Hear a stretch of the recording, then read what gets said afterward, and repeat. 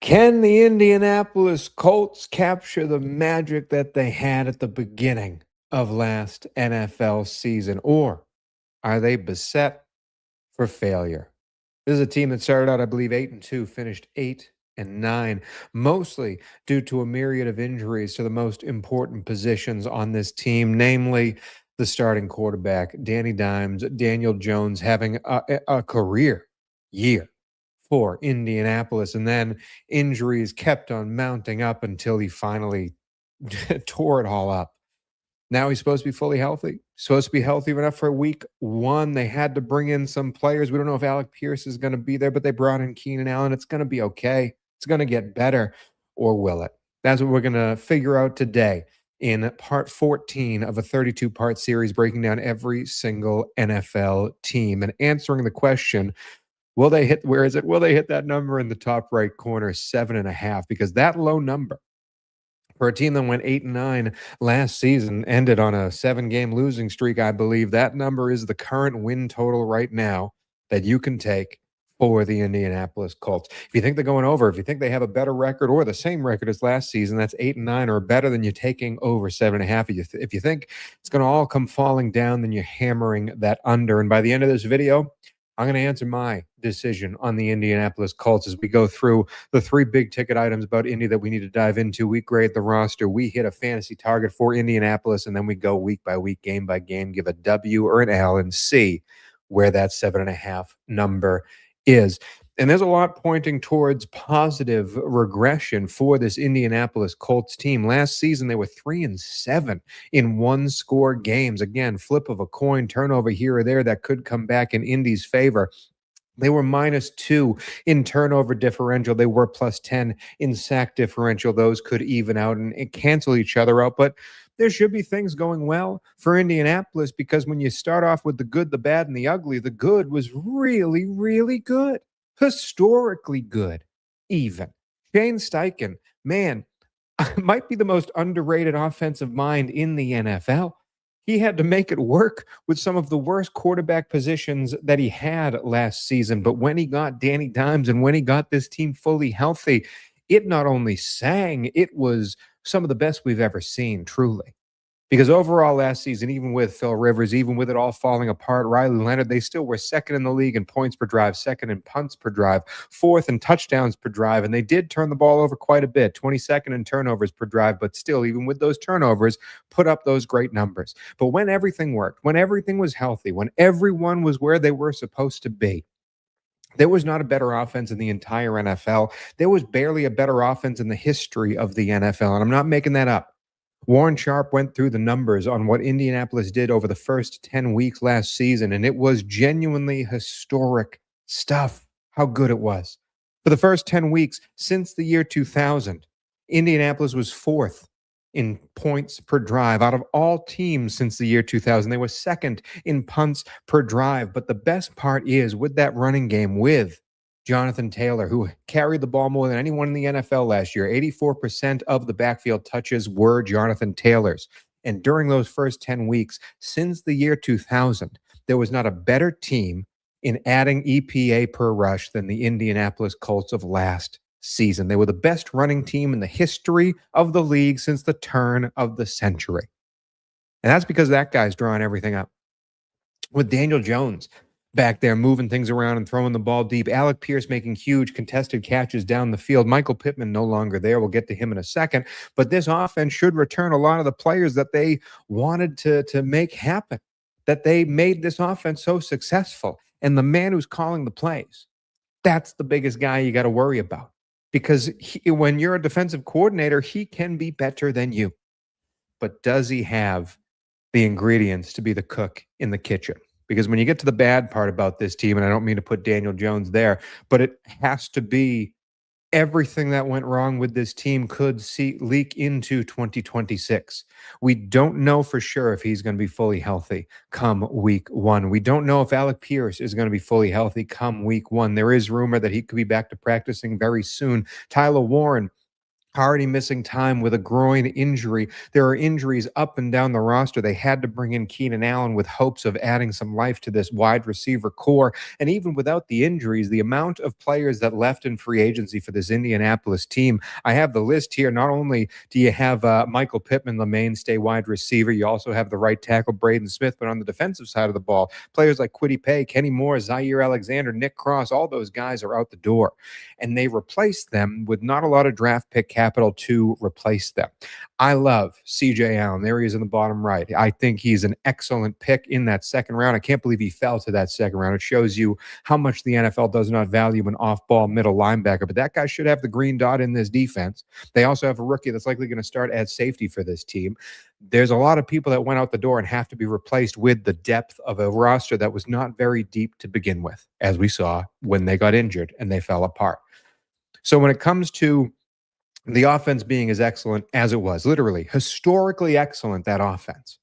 And then we don't know if the injuries are going to seep into 2026, compounded with relying on a bunch of unproven people. Even though I like CJ Allen and what he can be, it's unproven veterans bringing on to a defense that was 31st in the league last year in punts allowed per drive and the worst defense in the league in red zone trips allowed per drive. Can it all work out? And that is why that 7.5 number in the top right-hand corner, which we will figure out in a second, is the win total for your Indianapolis Colts. I'm not making that up. That's what's out there right now. And that's the reason why, with all the question marks at hand. But when it comes to actually grading the roster, man, there's a lot more to like than it is to not like on this team. We'll go through the offense first, starting that QB room at the bottom of your screen. I think Daniel Jones, when fully healthy, is a perfectly solid starter. He played excellently last year with that Steichen system. And if he is fully healthy, it could just be the Sam Darnold effect where it fails in one spot and he has to get a couple of seasons under him to truly succeed.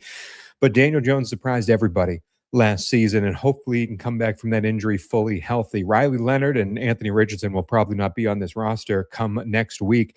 It's a terrible quarterback room behind Daniel Jones. So overall, with the injury and with the no depth behind him, this is a D quarterback room, even though Daniel Jones, when healthy, can play a lot better than that D rating. As for the running back room, Jonathan Taylor, arguably the best running back in the world, the most reliable, again, had the most backfield touches in the NFL for any NFL team. 84% of the backfield touches were Jonathan Taylor's, and he was wicked successful with it. However, when those that first 10 weeks, as we said, best rush EPA in the history of the league since 2000, after week 10, when those injuries started to mount, the great Jonathan Taylor was 43rd in just the NFL in that season, 43rd in EPA added per rush, 36th in success rate. So even Jonathan Taylor can't do it alone.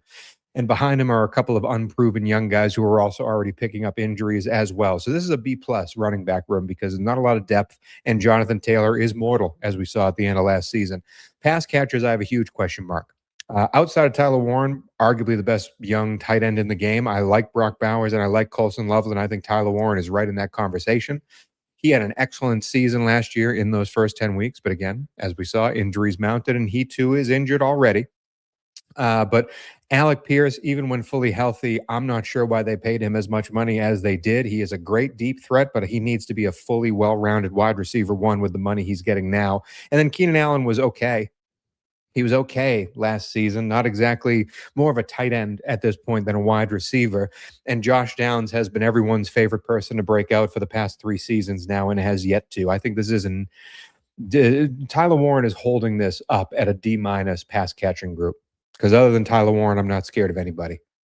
And the O-line is extremely solid. I will say that. I love Quentin Nelson's, even at his old age. I think there's a lot of veterans here and young players growing together that I think it will upgrade. And I do think this offensive line opened up a lot of holes for that running game.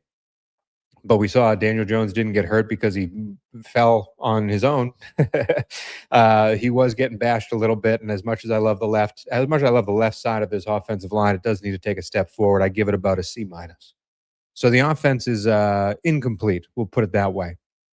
Defense is where I think the real trouble begins. Extremely old defense with DeForest Buckner, Grover Stewart, extremely old D-line, I should say. Arden Key, they brought in free agency. They do have my guy Colby Wooden from Green Bay hoping to take the next step based on that Zaire Franklin trade. And then Latu, that's the guy that you want to hang your hat on with this defense taking the next step. I do not like this D line at all, and I don't like the depth of the D line at all. Yeah, this is a I like Latu, so we'll give it a D plus. As for the off-ball linebackers, I love CJ Allen. I really do. I I think he's going to be awesome. I think it was a great draft pick, and I think the it's a going to be a great first year for him with a lot of pressure on him to step into Zaire Franklin's shoes immediately.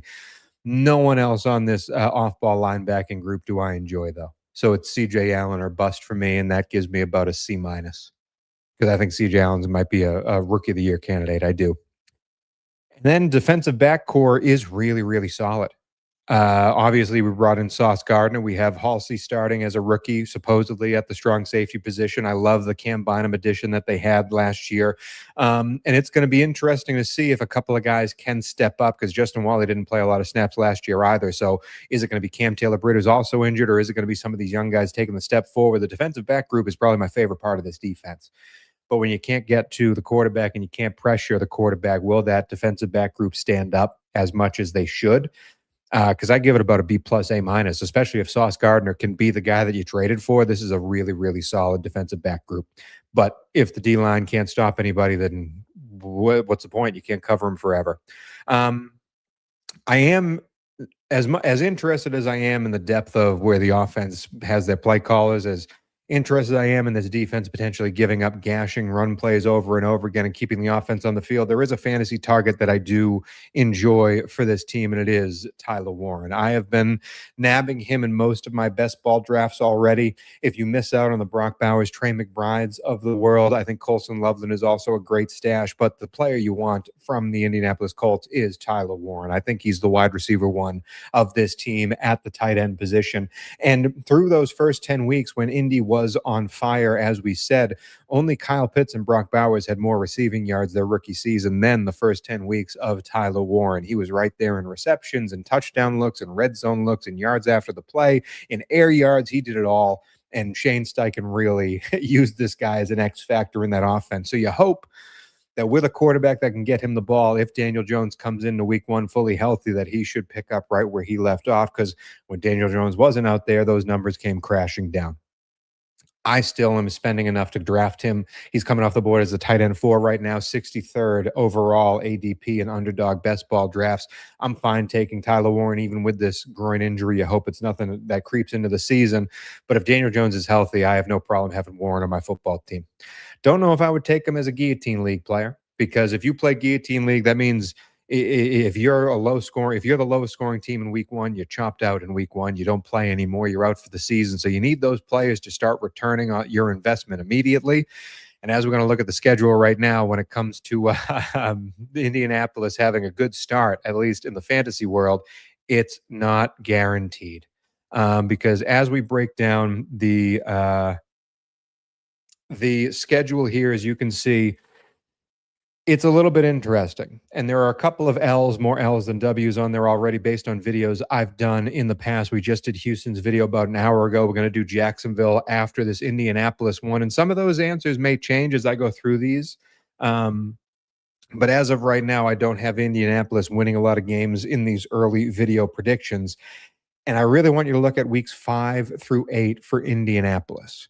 Because week 4, we're playing Washington overseas. It's an international game, technically at Washington, but it's out of the United States. And there is no bye for Indianapolis after that game. Instead, we immediately go to Pittsburgh, to Heinz Field. And Pittsburgh also is coming off of a Thursday night football game. So they get 3 extra days rest heading into this game where Indy has to travel across the world to come play it. Terrible week 5 start.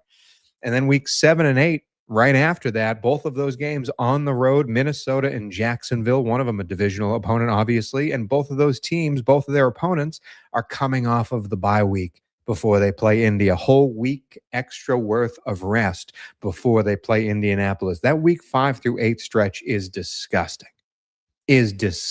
For Indianapolis. A team that we are begging for them to be healthy and all systems go starting in week 1.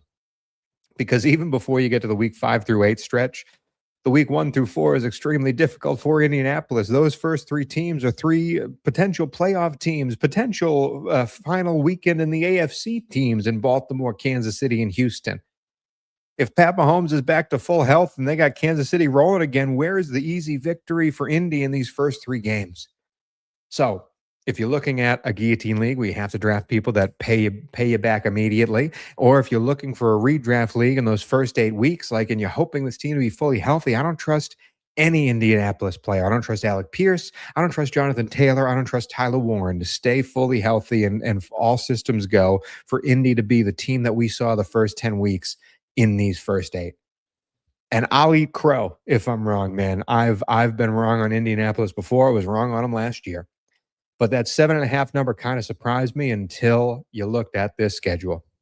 As you can see at the bottom, before we go through game by game, I do want to make note there is juice on the over right now, meaning that minus 140, people are betting the over 7.5. People believe Indy can be better than that 8 and 9 team, or at least at worst, the same as that 8 and 9 team, heading towards 500, potentially over 500.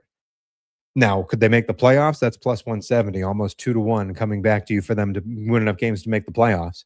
And winning the division, they have the third best odds, or the second worst odds to win that division at plus 380. So almost 4-1 to win the division. But people think they're going to be better than 7.5. I don't know if I agree with them. Let's go through it. Baltimore week 1. I'm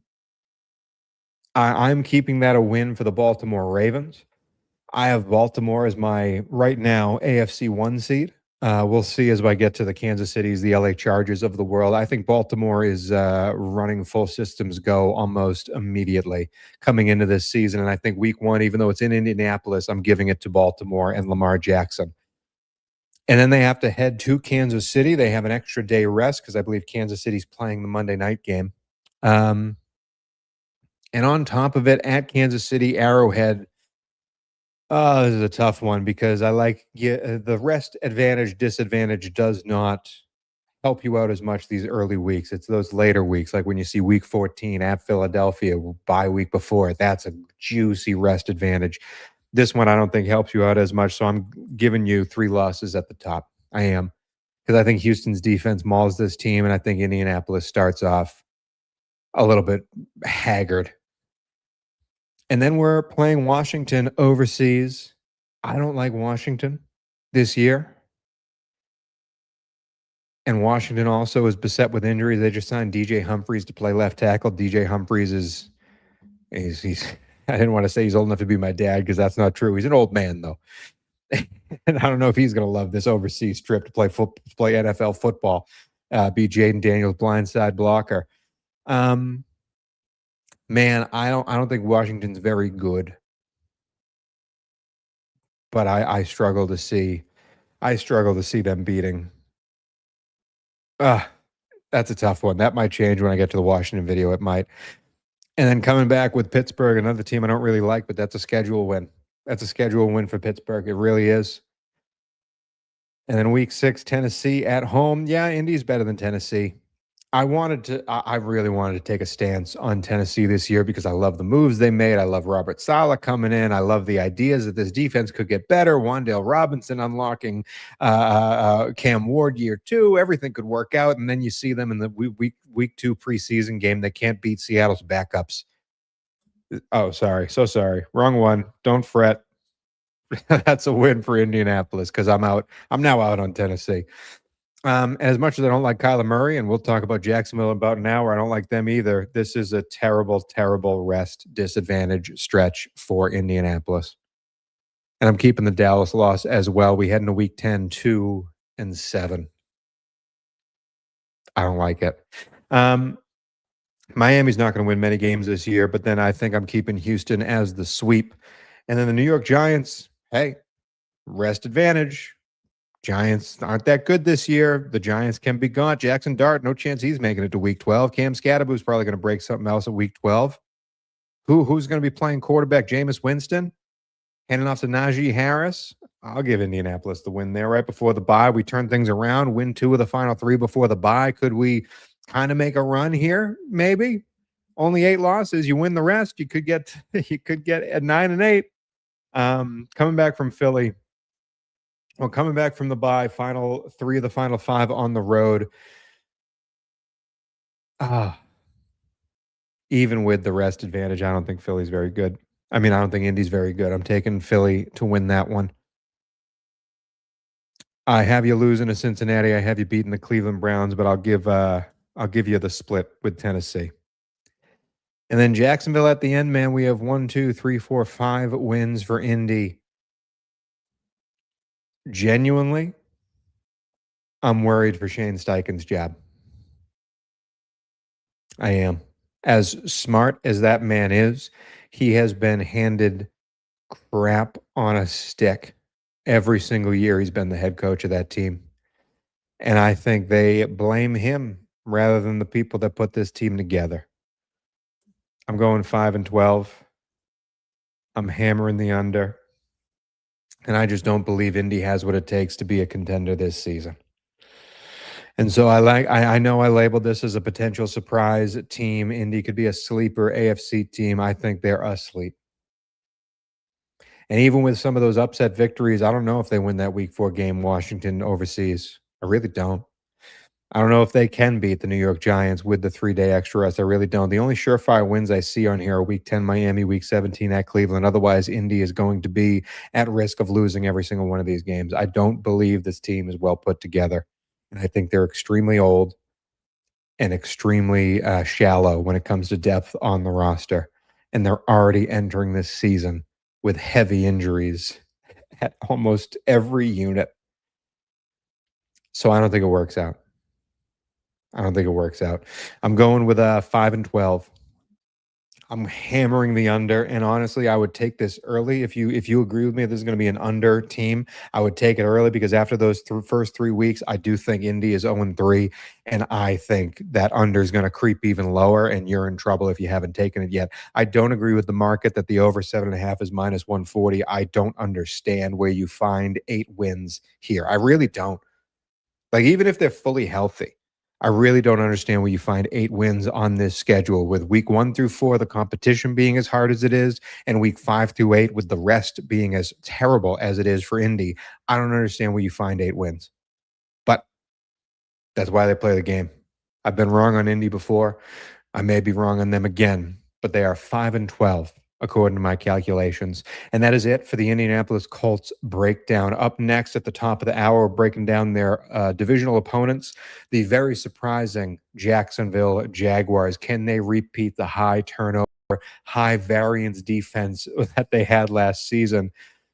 I don't think so, but we shall break that down and see when we get to Jacksonville. Otherwise, I hope you enjoyed this video, even though you probably hate me if you're a Colts fan. That guy who sings the songs, love that guy. He's probably not going to watch this video and be very happy. I understand it. I wouldn't either. But if you do like this video, if you do like the breakdowns, give us a like, give us a subscribe, help this channel grow.